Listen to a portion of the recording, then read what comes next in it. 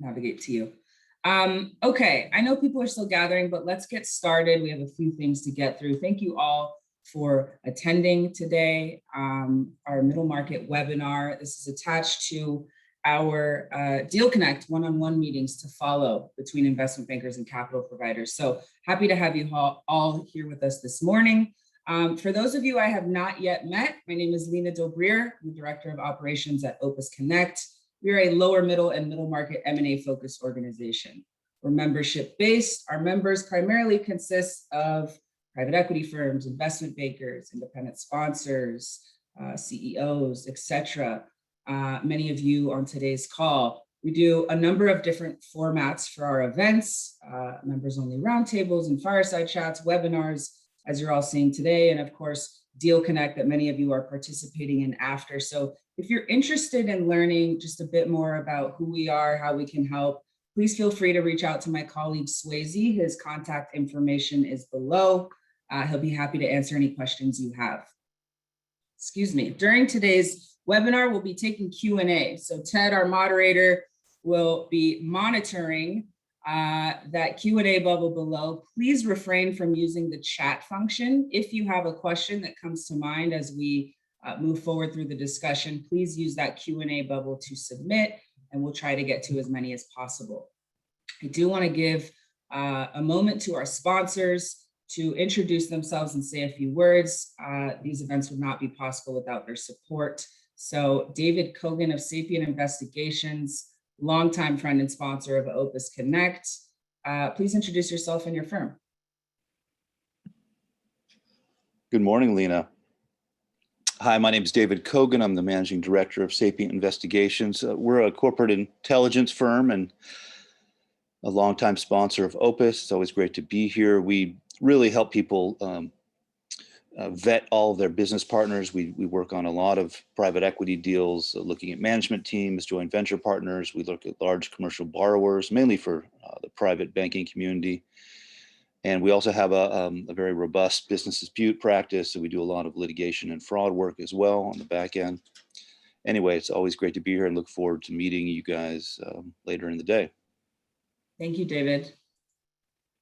Joseph Folman of Burns and Levinson. Please go ahead and introduce yourself, please. Great. Did you unmute me? I think I was muted before. Can you hear me okay? Yep, we can hear you.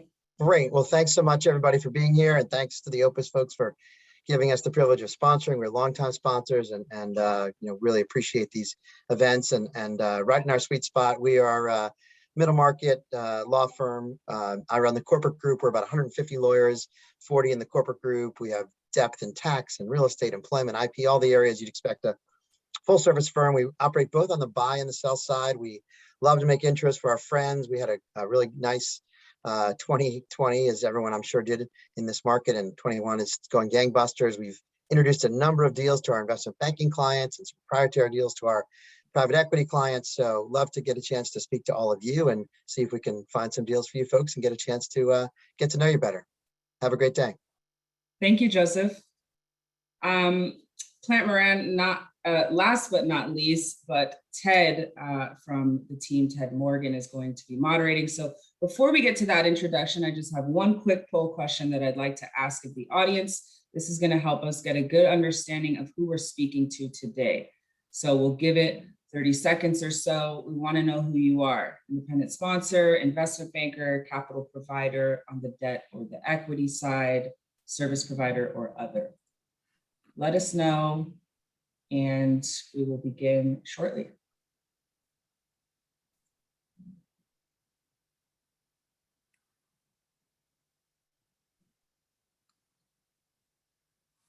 Great. So 18% independent sponsor, 24% investment bankers, 29% capital providers on the debt side, 12% capital provider on the equity side, 12% service provider, and 6% other. Thank you all for participating in that. Without further ado, I would like to introduce today's moderator, Ted Morgan of Plante Moran. Ted, please, the floor is yours. Great. Lena, can you hear me okay? Perfect. Very good. All right. Good morning, everybody. My name is Ted Morgan, partner at Plante Moran in our strategy and operations consulting practice. Really thrilled to be here with you guys today. Love the small kind of size of this group, and I think we get to all meet each other. Also looking forward to kind of turning to this more back in person. So I think we're getting there. So but excited to do this again virtually with you guys. A little bit of background on the firm for those who know who Plante Moran is. We're about a 3,400 person audit, tax, consulting, and wealth management advisory firm. We also have affiliates who do investment banking and corporate real estate. Been around for about 100 years, founded in 1924 in the Detroit area, and now we span to 25 offices globally. Kind of think of like the western tip would be Colorado, eastern tip would be Cleveland, and then within that kind of range, and then a little north and a little south is probably a couple thousand of our folks, actually about 3,000 of our folks, and then the rest of our offices are Mexico, China, India, and Japan. And so a little bit of background on the firm. Again, we started really as an audit and tax firm for the first 50 years. And then really for the last 45, we've definitely transitioned to more of a full service business advisory firm. So within that context, we've really cracked into private equity meaningfully within the last 10 or so years. So 10 years ago, we had about 50 PE clients, some of which are on this call today. And today we're about 550. So we've grown 10x over the last 10 years. All kinds of on the backs of really kind of bring middle market solutions for private equity firms looking to acquire deals, grow their company's investments during the hold period, and ultimately sell. So that's a little bit of background on the firm. My background, I been with the firm for about 10 years. Came out of the manufacturing industry after about half of my career in the industry, in the industrial space. And then now my day job is more around commercial due diligence, strategic planning facilitation, those types of services within strategy consulting. So thrilled again to be here. Let's get it started. I think I'm going to kick it over to one of our panelists. I'm going to introduce our panelists here. We have Derek Lim from Ardian. So Derek, could you take us away on your intro? Yep. Thanks, Ted. Great to be here, everyone. My name is Derek Lim. I'm a managing director. I'm here at Ardian. For those of you that are not familiar with Ardian, we're a $100 billion asset manager. The heritage of the firm started in Paris, France, and was primarily doing a middle market buyouts over in Europe. We've then expanded to various other asset classes, including real estate. We've got an infrastructure fund, debt fund, and then growth equity. And then we also have a fund of funds business, which is largely targeting secondary buyouts of LP interests. And that scale both on the European side as well as the US side. The fund that I'm in is a $400 million fund. We're focused on industrial companies as well as industrial services just here in North America. We are solely in the middle market. So I'd say kind of sweet spot for us in terms of company size can be anywhere in kind of the high single digits of EBITDA up to $50 million of EBITDA. I'd say, most of our transactions are kind of in that $10 to $20 million range. And in terms of industrials, we focus kind of on everything in the landscape. So, we've got 5 portfolio companies today, and those span from everything from auto to specialty materials to plastics and packaging. And I would say our focus is primarily on trying to find unique situations, companies that are at an inflection point in their growth that are undergoing some type of transformational change. So that can be kind of the transition from an entrepreneur-owned business to its first institutional capital, corporate carve-outs and the like. And then my background, I've been working in private equity now for about 16 years and have largely been focused on industrials. And I've done it both on the large cap space at Apex Partners, doing services there for them, and then here in the middle market. And so it's great to be here with everyone today. Great. Thank you, Derek. Jarrett, can you go next? Sure. Thanks for having me today. I'm the founder and managing partner of a private equity firm called Soundcore Capital. We're based in New York City and have a sourcing office in Charleston, South Carolina. We're focused on loosely recession-resistant businesses, things that did well in 2008, 9, 10, and 11, which we've backed into tends to be commercial and municipal services and some light manufacturing and distribution that are value added because we look for high margin businesses in addition to recurring top line. We've acquired 52 companies since I founded the firm in 2015. We've done that through 8 distinct buy and builds, 8 distinct portfolio companies. We're somewhat well known at this point for building the largest street sweeping company in the United States, which we sold to Warburg Pincus last fall through a Piper Sandler auction process. We continue to build out businesses like we did with that one, where we acquired 15 total companies and built out a whole new corporate infrastructure. And we look for angles where there's a lot of fragmentation, ultimately a niche industry where we can come in and either be a super regional or national leader, go after it pretty aggressively over a land grab over a 24-month period, professionalize that business, and then hand it over to the next buyer with still some good meat on the bone. And we're having a lot of fun doing it. Great. Thank you, Jarrett. Scott, take us home. Yeah, good morning, everyone. My name is Scott Brown. I'm a partner with the Edgewater Funds. We're a Chicago-based private equity firm, been around about 20 years. We've raised about $2.8 billion of committed capital, and we're investing out of a $1.2 billion fund. Our focus is around executive-led buy and build strategies in fragmented industries where we're partnering with operating executives that have a track record of success in a particular industry. I lead up our healthcare efforts, which is about a quarter of what we do, but we're GDP-like, so we do a lot of industrial and business services across our portfolio. And I'd say we also have a fairly flexible investment mandate. So in addition to traditional buy and build majority ownership transactions, we will also do partnership deals and non-control transactions. And I've been with the firm about 11 years and been in private equity over 15 years. Great. Thank you, Scott. So let me kind of tee up today's panel. Again, you know, these panels are tough virtually, right? So we've all gone into a private moderator, been panelists on all of them. So the four of us got together and tried to say, okay, let's try to bring some interesting points to this. And really, we just kind of landed on, let's take an industry view. So we're going to talk about really is each of our panelists introduce themselves, kind of talking about their perspectives, kind of where things are at as we kind of think about their particular verticals of expertise, industrials, business services, and healthcare. So that's kind of the tee up. I think we'll keep this reasonably light. And then I know we're all here to do meetings and to talk about deals. So we'll just try to have this prime the pump and kind of rock into it. So Lena, is there another slide here, or are we just land here? I don't have any slides, so I think we just land. This is it. We'll stop sharing now. Okay. Got it. Okay. So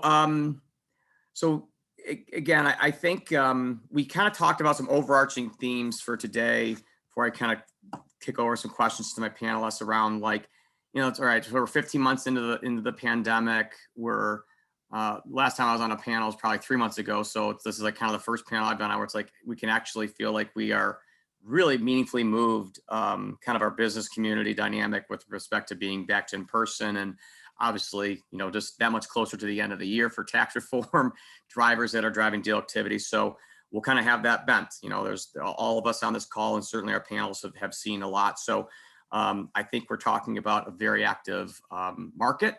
I think within each one of our panelist sectors of expertise, we'll kind of talk about subsectors that maybe they're seeing some particular comeback and strengthen that's of interest that could be, I think, interesting to the audience here.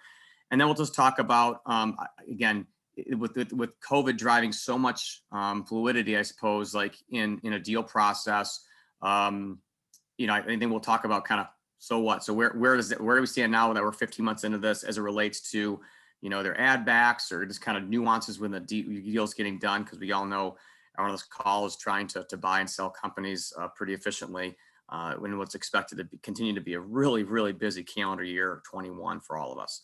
So with that, Jarrett, can you kick us off talking about business services at Soundcore and think in the context of kind of what you're seeing in the market, particularly some subsectors that were of interest to you. Why don't you bat on that for a minute or so? Sure. I think that something that's sort of top of mind is inflation and prices. whether it be public companies or whether it be small broker-led processes. One of the themes that I've talked with my partners about is, if I look back at the 2015, 2016 timeframe, a good $5 to $7 million EBITDA business still could be found for around 5 times. The new 5 times, sort of like we're getting a really good value, is now 7 times. And I'm starting to see businesses that are 3 million of EBITDA in business services that are trading for 10 or 11 times to get a meeting with a company, even from a small town broker. And then I'm talking to Harris Williams the other day in the fire safety business, the HVAC business, the plumbing business, and you're looking at businesses that are 10 million of EBITDA, 9 million of EBITDA that are trading for 21 times, LTM, 18 times run rate. So, at some point it's going to have to fall out, but I would say that the new norm for a real value buy is 7 times for a business. And I would say that there is a lot of competitive sort of nature around lightly marketed processes that I didn't see before. So you'll see a $5 million EBITDA business being marketed maybe by Stevens, and they're getting in 40 IOIs for that process. And so it's incredibly competitive to get into a management meeting in one of those even lightly marketed processes, but certainly in a Baird or Harris Williams process, you need to have an edge, I would think, to be able to win one of those processes. And I would still say, going back to one of my earlier comments, the hottest place that I'm seeing these days are testing and inspection as it relates to business services. Anything that has any route density, any compliance tied to it, any mandate from OSHA, those are going for some of the highest multiples and are certainly in high demand from, whether it be an independent sponsor that's finding them, a lower middle market private equity firm that's cold calling, or if Harris Williams or Baird gets their hands on them. Everyone wants us, seems to want to own those businesses these days. Got it. Good. Tons to unpack there. I love it. Let's kind of shelf that for a second. We'll go to Scott and Derek, but obviously what you laid out there is just a super provocative story, right? So let's see what our friends in healthcare and in industrials have to say. Derek, could you go next on industrials? Yeah. So to echo Jarrett, valuations are really high. And even for industrial businesses, which could be termed as cyclical.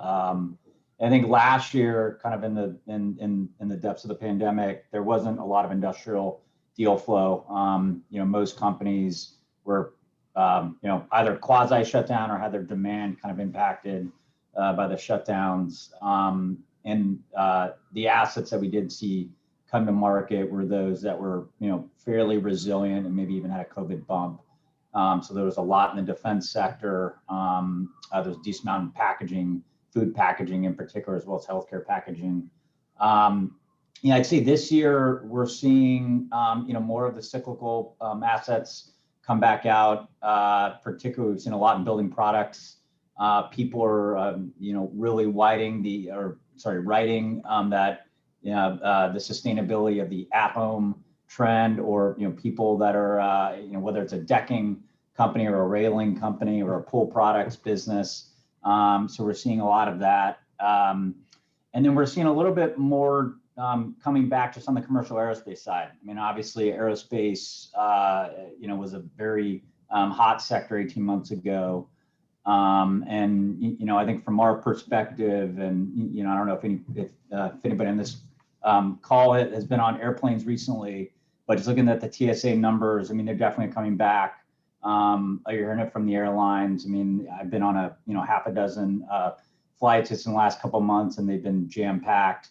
So I think we're trying to get out ahead of that, and there's still some inconsistencies in the supply chain on commercial aero, but I think it's going to be a sector that's going to pick back up here,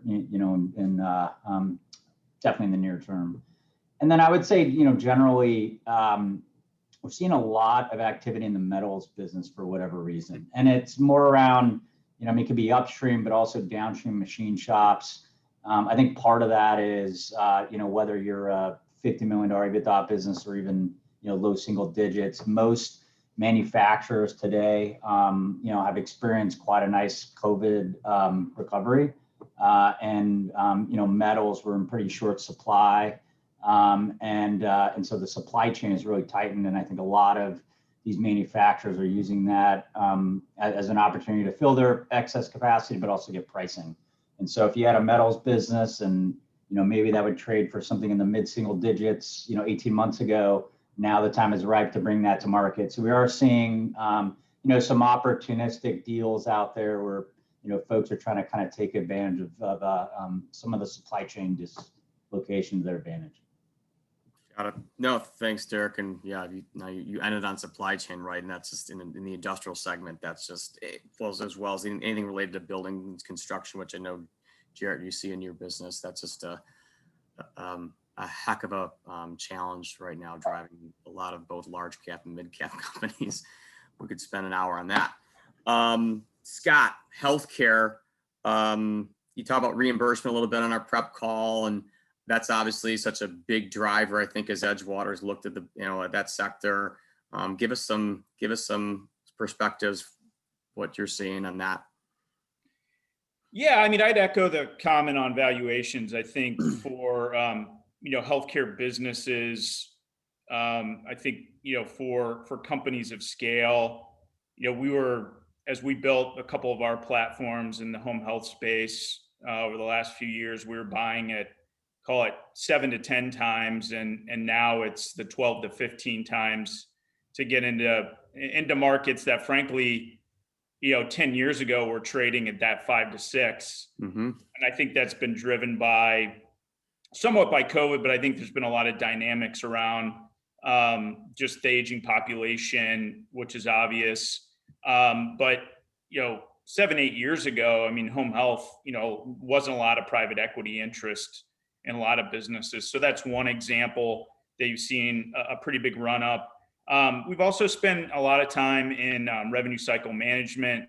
We have a buildup there, and also in pharma services, both on the commercialization side and on the clinical side, as obviously with COVID and drug companies spending a ton of money on R&D, there's a lot of really interesting outsourcing trends and commercialization trends around that. So those are some sectors, but I would say overall, bigger businesses that weathered the COVID storm performed well, which a lot of healthcare did bounce back quickly.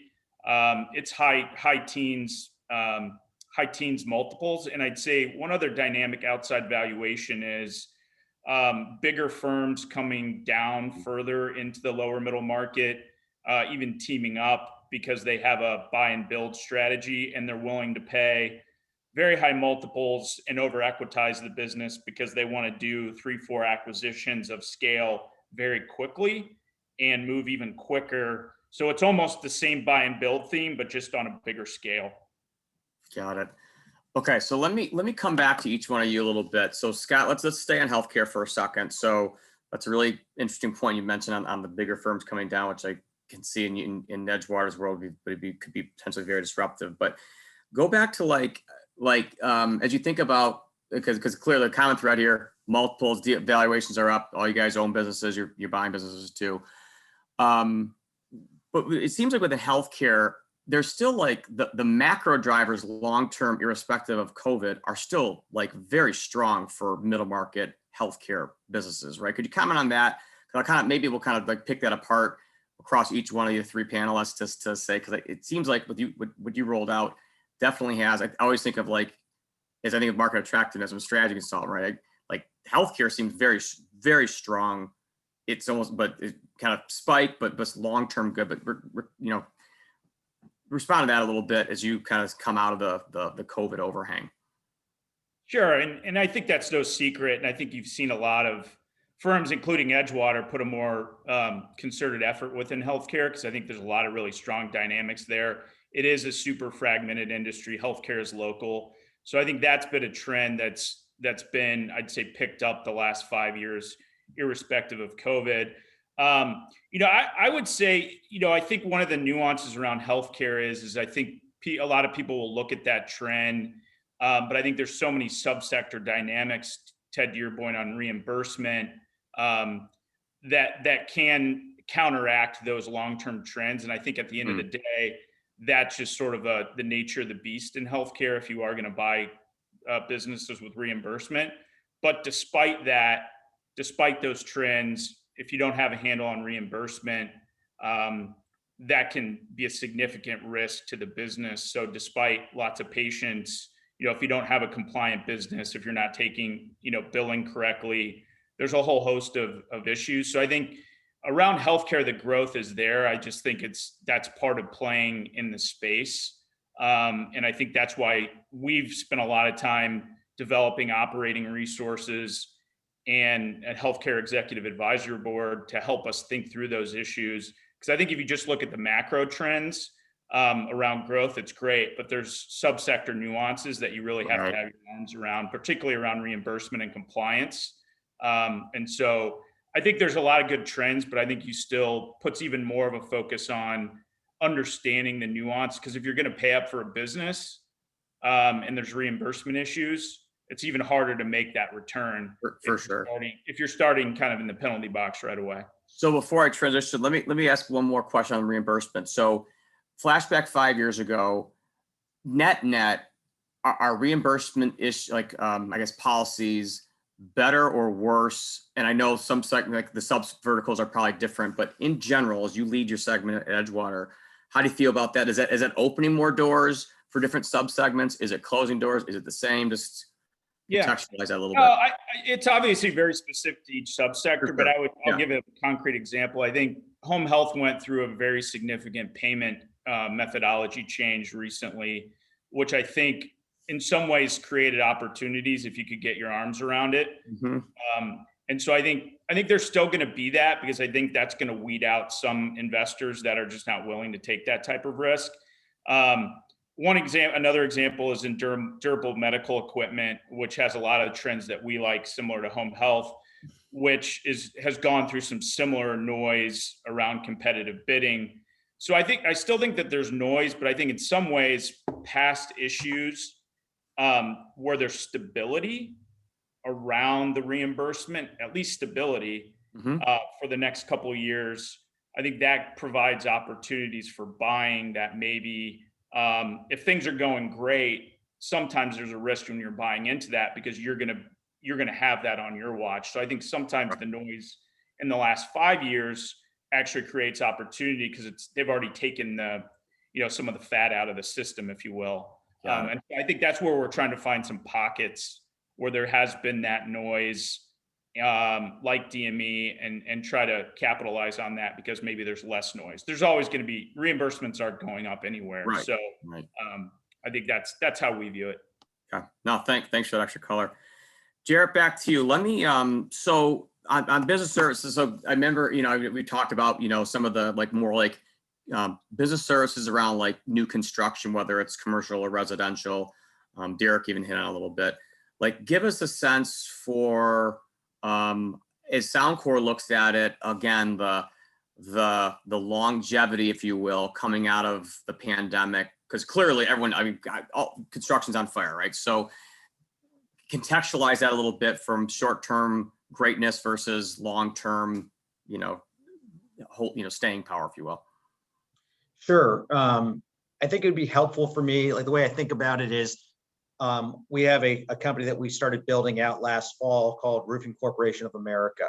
And Roofing Corporation of America provides new roofing and re-roofing of flat roofs and low slope roofs. However, one of our considerations that we had to figure out was, would we be willing to have any exposure to new residential home construction in this buy and build?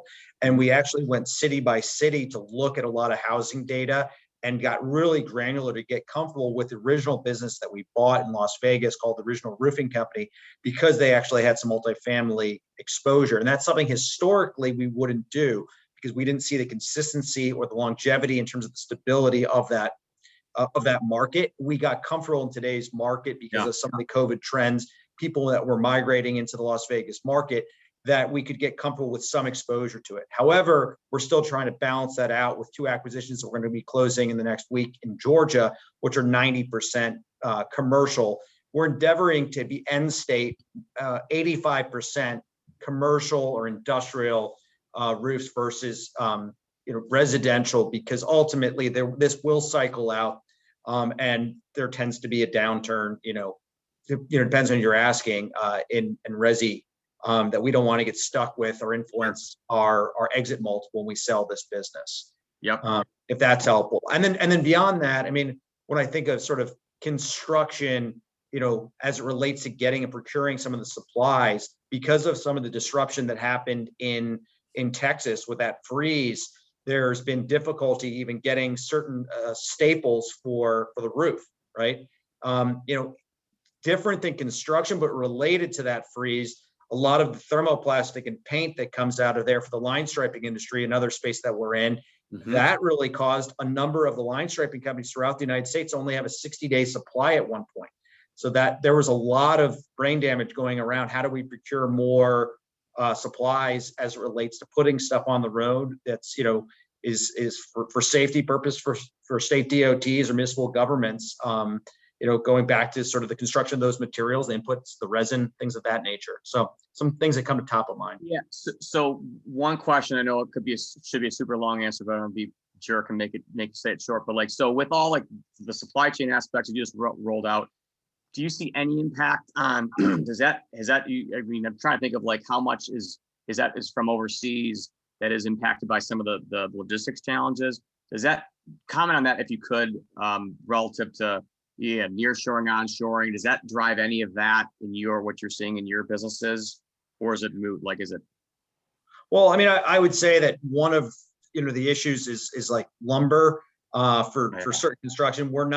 We're using that in our reconstruction business. We have a company called American Restoration that's doing mitigation and reconstruction for water and fire damage. And I can think about that in different parts of the country. There's been some lag in there, or there's been some pricing pressure. If you want to get something now, you might have to pay 3 to 8 times what it was trading for a year ago. And then who's eating that cost, right? Is it the insurance company? Is it the company that's providing it? Also procuring certain products, whether it be an air mover that's produced abroad, and there's lag time on those items, and you have to make different decisions and maybe get involved in renting some of these items historically that you would own, and that influences part of your bottom line. Those are all major considerations. And then I think about just the supply chain in general, as another sort of anecdote. We own a company called Custom Goods that does 3PL, 4PL warehousing and picking and packing and other value-added services within the warehouse footprint, and doing drayage off the port in Southern California. We're doing that in Oakland. We're doing that in South Carolina and Houston. That business actually grew the most organically last year, even with some of the disruption at the ports coming in from China. That business touches probably 14 different end markets, from canned tuna fish to school supplies and solar panels. There was great growth in that business, it did well even with supply issues. Got it. Okay. Sounds like a nice management team in place to figure out how to get that. That's like thread. I feel like that feels like a thread in the needle story. Potentially on the back of probably a very good labor force of that organization. Okay. Good color. Thanks, Jared. Mr. Lim, come back to us, buddy. Okay. So maybe industrials, right? There's tends to have a lot of reliance on supply chain. You brought it up at the end, so let's jab at it a little bit. Sure. Like talk about that as we see pictures of big freighters stuck in canals, and no one can find a pallet or a returnable box to package stuff so they can ship stuff all over the world. Truck drivers don't show up to work. Give us a sense for how Ardian's looking at that and its respective businesses. I know it's complicated, but yeah. Well, first and foremost, with every business that we buy, we do a lot of diligence on the customer contracts and the ability to pass, right? So, we do not want to be exposed to commodity pricing or any kind of supply shocks, which would be outside of our control. So that's an important, call this diligence point, regardless of the end market.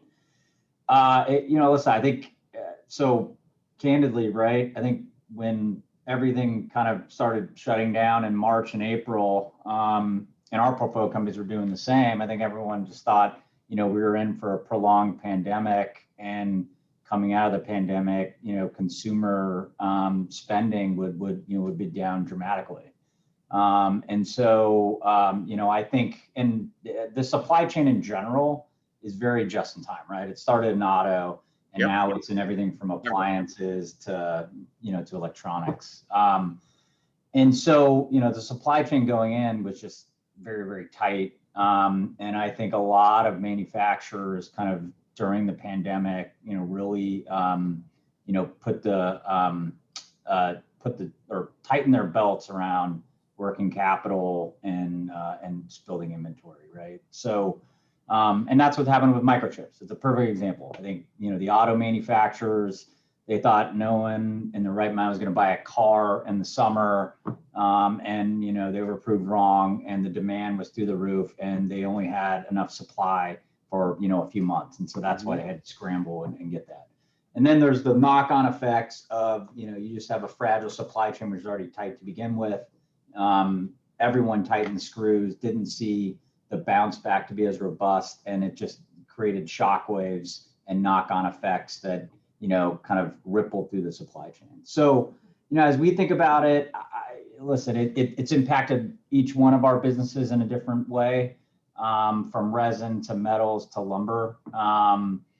I think, we are starting to see some of it, start to abate. I think, we've seen lumber prices start to normalize, just in the last month. But I think it's critical, kind of, one of the things that we learn, and we've seen this with a lot of our companies is, I think that a lot of manufacturers in North America, if they weren't trying to do it before, we have seen a theme of onshoring. I think they want to lower their dependence on either low cost or Asian supply chains. The TL market, just freight market in general, has always been very tight. There's it's more of a labor issue there in terms of kind of getting the last mile and getting folks. And then there's, just limited capacity on the seas and in cargo. And then that is all compounded with e-commerce. So, all those create, I think, some pretty good tailwinds in industrials. We are seeing, decent amount of onshoring. And we're also seeing some of our customers actually, not necessarily depart from just in time, but I think they're kind of, looking at their supply chain buffer. and building in some buffer around the raw materials that, may be in short supply, like microchips or whatnot, right? I mean, I don't think people are going to be stockpiling aluminum or steel or anything like that, but, looking at their supply chains and kind of having a stock of buffer supply, and maybe that's, some type of, concession that they make with their supply base to kind of, help pay for that. But generally speaking, I mean, I think there's a lot of industries that have lost a lot of revenues, auto, appliance, electronics, just because they've been in short supply of microchips. And there's a lot of demand that's been lost, and whether that's been shifted out another quarter or just lost completely to other OEMs who didn't have the supply chain issues. So I think a lot of manufacturers are having to start to think about how they look at their supply chains. And I think the pandemic generally just highlighted the fragility of the supply chain. It was very tight to begin with.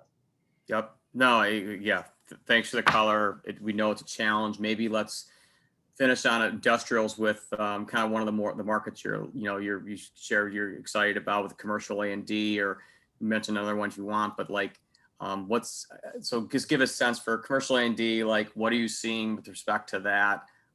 Plane supply, we know it's a Boeing and an Airbus dominated market for commercial, but give us a sense for the regional players and with Embraer and some in Bombardier, but give us just one more tinge of color if you could on what's getting you already excited about that. Yeah. So I mean, so obviously people are flying again. Yep. I think the narrow body is going to recover faster than the wide body. I think international routes are still down something like 60 or 70%. We're looking at a business right now that their largest customer is Boeing, and it's interesting. I would have thought going into the pandemic, I would have seen a lot more bankruptcies of commercial aerospace businesses up and down the supply chain. I mean, historically, those all traded for anywhere from 10 to 15 times EBITDA, and usually had 6 to 8 times leverage on them because we were in a super cycle that had been, had been going on for almost 20 years. There's still some inventory to be worked out of the system, at least from Boeing standpoint, there's obviously the MAX that, I'm sure you guys all saw the pictures of MAX airplanes parked in the desert, and Boeing starting to work through that. But, we have started seeing, some light at the end of the tunnel on that. I think, they'll probably get through their MAX whitetails, which are unclaimed aircraft, sometime at the end of the year, maybe beginning of next. And again, to the point of supply chain, I think Boeing, was not holding a bunch of kind of just raw materials in place. So I think, and the lead times for some of these metals, whether it's titanium or just special alloys, could be 6 to 12 months, 18 months sometimes in the forging industry. Right. So, we have started to see orders come back as Boeing and some of the other airlines have seen a robust demand pickup. And I think, from our standpoint, we look at commercial aerospace as in a trough. And I think now is, a good entry point where you can get in at an attractive multiple, whereas Sure. 18 months ago, we would have probably paid 10 times for an asset. Right. Now, if you can see through it, maybe on an LTM, it's, call it 8 to 9, but on a forward, if you see through the trough and the fact that the next 18 months, should be some positive tailwinds, it's a lower multiple. So I think we're excited about it. I think that there's, still a lot of companies that are kind of digging out, and, we're pretty hard pressed during the pandemic, but we are seeing more of those opportunities come back to market. Great. No, great color. So, so to the audience, right, that kind of takes us through like a good bulk of what we kind of want to talk about. I think there's some really good color sub vertical level on 3 industries, which, drive a heck of a lot of middle market M&A. Maybe to wrap it up, if you want to maybe get a little time back, let's talk about, let's just go to nuances with you guys are seeing within deals being done. This again could be back to maybe the first one, I guess, would be on, kind of, add backs are a big deal, LTM versus TTM valuations. We got a bunch of investment bankers here on the call, and I know there's always the buyers and sellers have different views, and you guys are sellers too. But maybe go back. Let's start back with Scott. Give us a sense for, okay, great, 50 months in industry. I know you guys are looking at a lot of stuff at Edgewater. Give us the latest on COVID. Things that are impacting you related to COVID as you vet, the buy side activity you're seeing.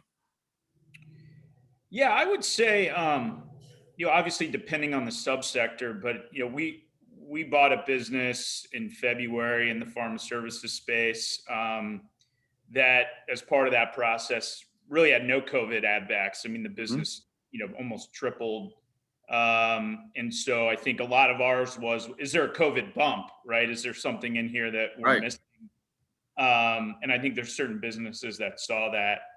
I would say, I think largely speaking, I think within reason, COVID, I'd say generally accepted within healthcare that it had a significant disruption. So I think it's really less about, is it a genuine add back? And I think it's more about the extent of it and then performance post. And so I think a lot of, as we look at it, we sort of stir a lot of things together, but I think certainly on the buy side, kind of looking at the run rate of the business compared to kind of the normalized EBITDA with the COVID adjustments, and sort of saying, does this smell right? Does this make sense with regard to? So I don't think that there's like a silver bullet answer on it. Yeah. I do think that within healthcare, whether it's multi-site or there's organic initiatives, I think that sort of run rate concept, particularly in a hot market, is very relevant. And I think you're getting a lot of buyers and lenders sort of looking through the COVID noise and focusing on recent performance, because some of that noise is legitimate, but it's also really hard to pin down on exactly what it is. So I think that's the dynamic I've seen, particularly on the buy side and sell side. And I think if you don't have conviction around that, you may ultimately just not be competitive, because I think a lot of folks are looking at it that way. No, that makes sense, Scott. Jarrett, weigh in from the business services side.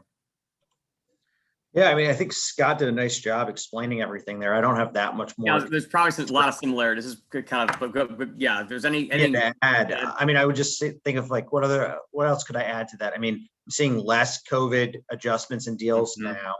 Mhm. There were a lot more last year and into last year. Yep. Let's see, beyond that, I would say just a COVID related theme. I don't know if it's necessarily an adjustment, but it's something to be thoughtful about, is in a lot of these business services where you need a technician of some sort, especially on the less technical side of things, like a guy in a truck that's doing street sweeping or line striping. Mhm. A lot of those people are getting we're getting pricing pressure to finding those people, because either they are choosing to be unemployed, or they are going over to an Amazon that's offering better employment.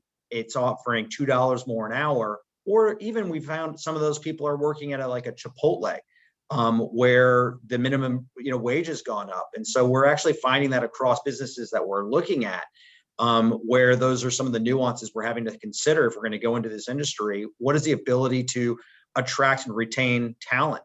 People, you're not going to make money in a lot of these commercial services businesses if you don't have a guy or a woman in a truck, right? Right. So those are COVID related disruptions that are still present in these deals. Yeah, makes sense, right? And the ever unsolvable, always fun to try to solve war on talent, right? Which we just, no matter what business, right? We all work in people businesses. Derek, anything to add there from industrial side? No, I think, I mean, on the industrial side, we're just trying to balance, obviously 2020 was not a normal year. And so, we can lean into add backs. But then how do you balance that with kind of, the overarching performance in 2021? And is that a normal year? And, do you take an average or whatnot?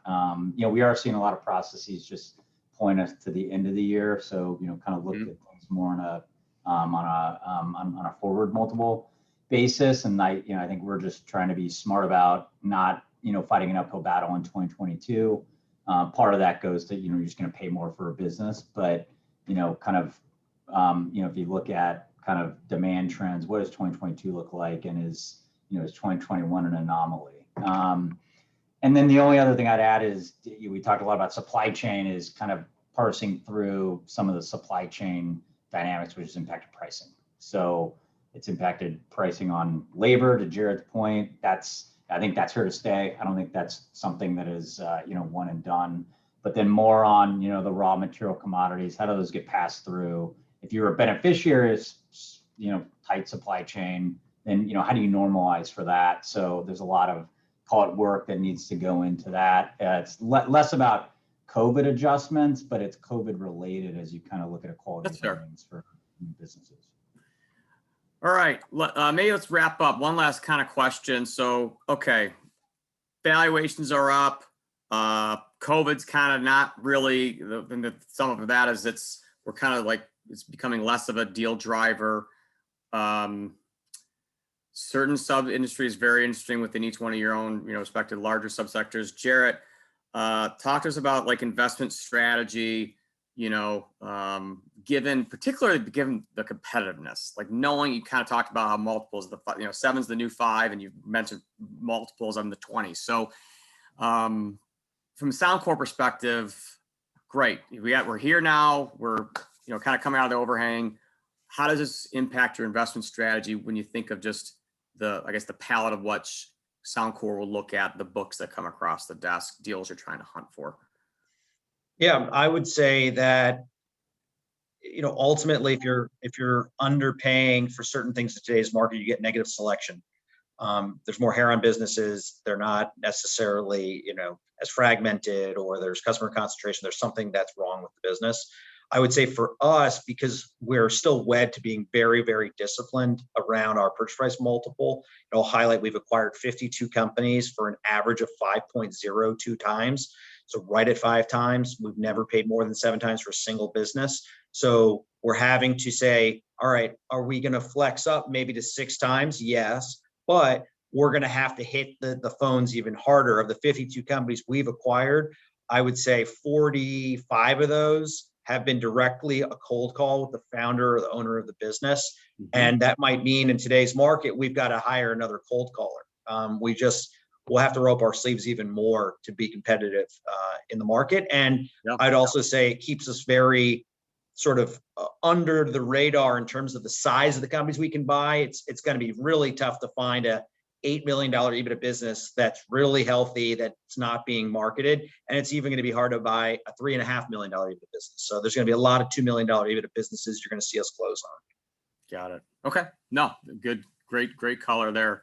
Scott, Edgewater's perspective, investment strategy, go.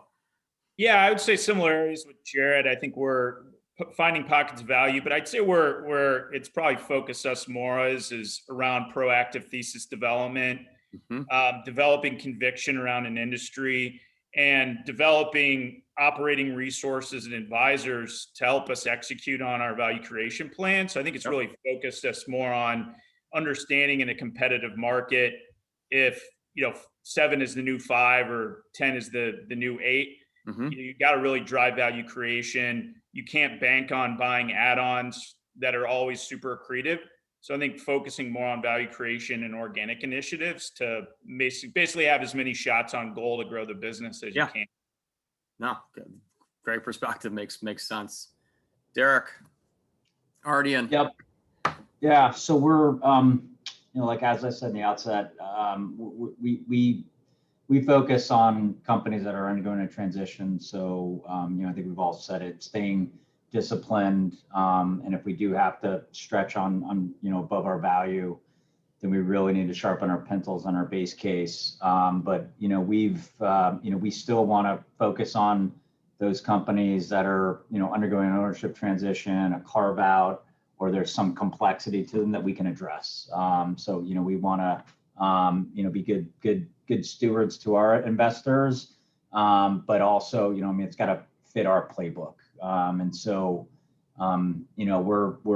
we're likely not going to compete in a hot auction and be the highest price unless we've got some sort of conviction from a thesis or we've got some particular angle. But, with all that being said, it still has to, check all of our boxes where we can actually do something with the asset and transform it from what it is today.